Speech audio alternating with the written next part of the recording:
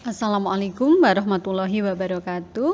Alhamdulillah anak-anak ketemu lagi dengan Ustadzah dengan materi PKN yaitu penerapan sila kelima dalam gotong royong dan kepemimpinan.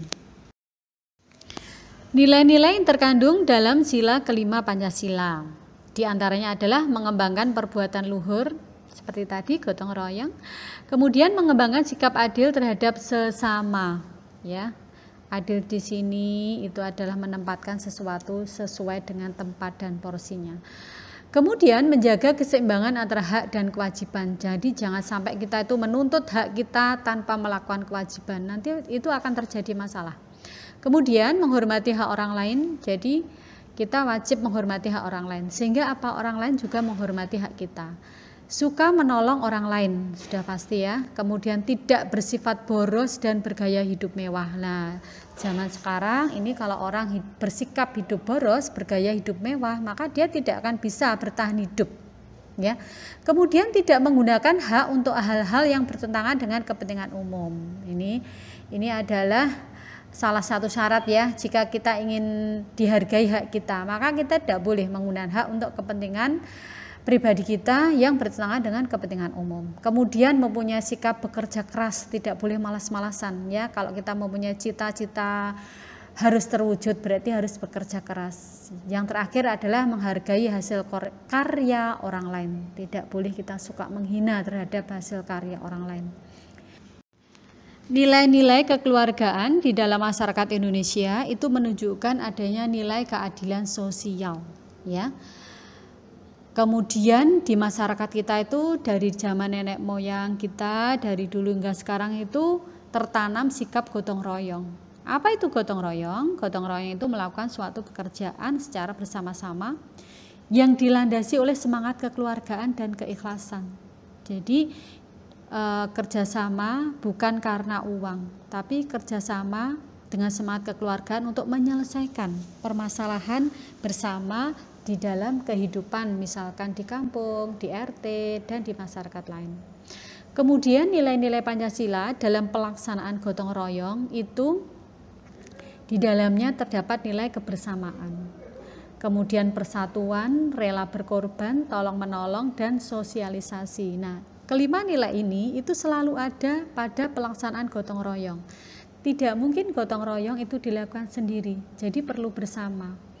Bersama itu harus bersatu, berarti ada nilai persatuan. Nah, dari persatuan itu ada perasaan rela berkorban karena harus meninggalkan apa yang ada di rumah dan kepentingan pribadi. Nah, dari situ itu sudah terselip adanya sikap tolong menolong dan sosialisasi. Sosialisasi itu berarti bergaul, bercampur dengan orang lain yang berbeda, mungkin pendapat, agama atau ras. Dalam rangka apa? Untuk menyelesaikan masalah bersama. Ya. Contoh-contoh pelaksanaan gotong royong di kampung, misalkan ada kerja bakti, pembangunan tempat ibadah, dan lain sebagainya. Kemudian anak-anak, nilai-nilai Pancasila dalam kepemimpinan dan keteladanan dari Bapak Insinyur Soekarno selaku proklamator Republik Indonesia, yaitu diantaranya yang harus kita contoh adalah pantang menyerah dan rela berkorban. Ya. Itu.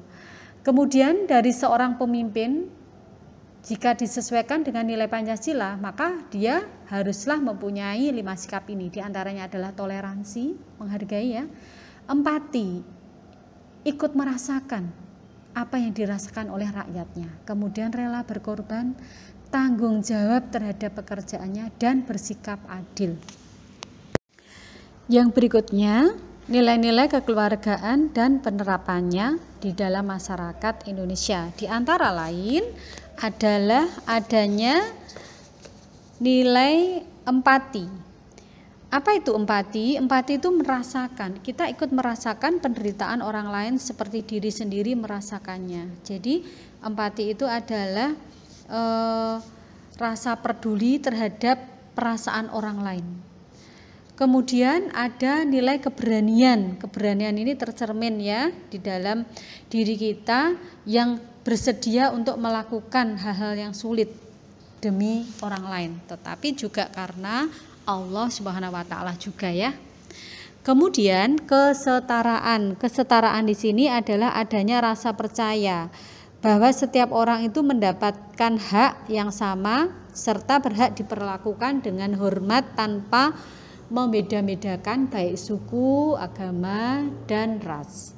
Kemudian ada nilai keadilan. Adil di sini itu adalah sikap atau tindakan yang dilakukan secara seimbang.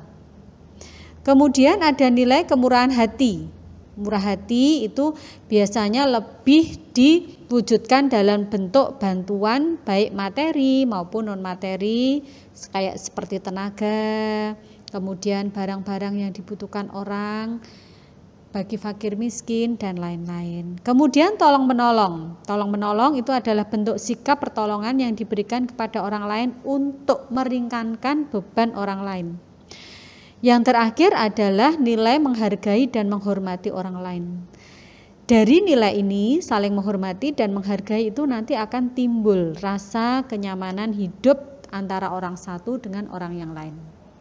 Nah, dari nilai-nilai itu bagaimana penerapannya di masyarakat, di dalam kehidupan sehari-hari, itu diantaranya terwujud dalam sikap, yaitu selalu tolong menolong terhadap orang lain yang mengalami musibah. Kemudian berteman tanpa membedakan suku, agama, dan ras. Yang ketiga adalah saling menghargai orang lain. Berupa apa? Yaitu dengan menghargai pendapatnya. Kemudian bekerja sama dalam gotong royong seperti membersihkan lingkungan, ya, dan perkampungan setempat. Kemudian mengutamakan kepentingan bersama di atas kepentingan pribadi. Lalu dilanjut dengan bermusyawarah untuk mencari mufakat. Ya, di setiap menyelesaikan semua masalah harus ada musyawarah. Kemudian yang terakhir adalah menghormati hak dan kewajiban orang lain, ya. Ketika kita menghormati hak orang lain, maka secara otomatis orang lain juga akan menghormati hak kita. Nah, menerapkan nilai-nilai kekeluargaan dalam kepemimpinan. Yang pertama, seorang pemimpin itu haruslah bersikap bijaksana. Selain itu, dia harus melaksanakan musyawarah dengan semangat kekeluargaan. Di sini semangat kekeluargaan itu lebih diutamakan, yaitu saling menyayangi dan mengasihi. Sehingga di sini walaupun tidak ada hubungan kekeluargaan, maka kita tetap saling menyayangi dan mengasihi. Karena apa? Sikap kekeluargaan itu tidak hanya dibatasi oleh ikatan darah, tetapi sikap kekeluargaan sudah mengakar pada sosial budaya rakyat Indonesia, dan itu menjadi sebuah peradaban di Indonesia. Kemudian di masyarakat Indonesia itu terdapat sikap saling peduli, menyayangi, mengasihi, dan tolong menolong antar warga. Ini terjadi dari zaman nenek moyang sampai sekarang, ya. Kalau kalian hidup di perkampungan, itu kehidupannya saling peduli sesama tetangga. Ada tetangga yang kesulitan, kita bantu. Ada yang berduka, kita bantu juga, seperti itu, ya. Sehingga nilai-nilai kekeluargaan itu terbentuk dalam keluarga atau masyarakat yang bertujuan untuk menanamkan kebaikan.